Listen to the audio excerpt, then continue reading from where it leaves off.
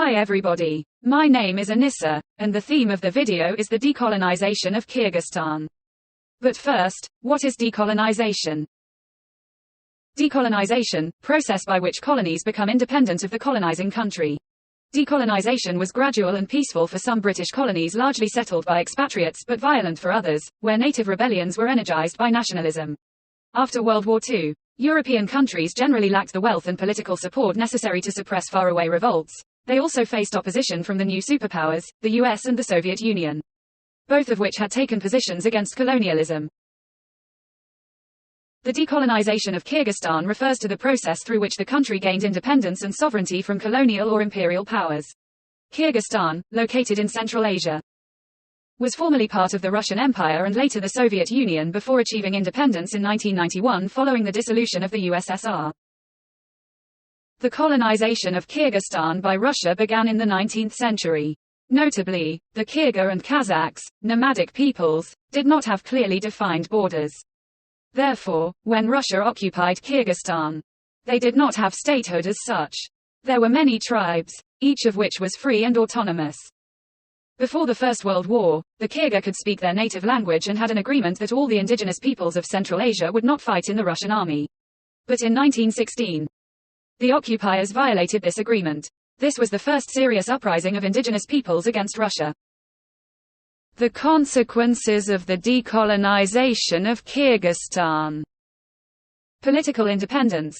Decolonization granted Kyrgyzstan political independence, allowing the country to govern itself and determine its own destiny. This independence paved the way for the establishment of democratic institutions, the drafting of a constitution, and the formation of a sovereign government.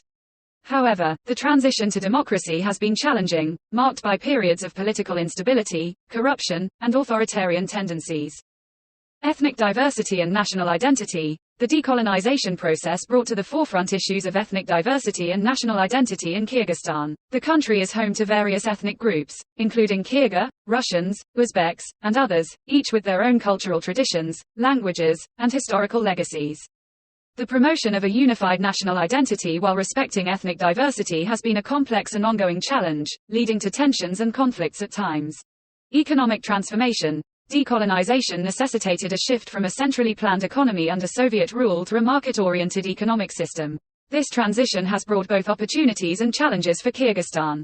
While market reforms have spurred economic growth, liberalized trade, and attracted foreign investment, they have also resulted in income inequality, unemployment, and social disparities.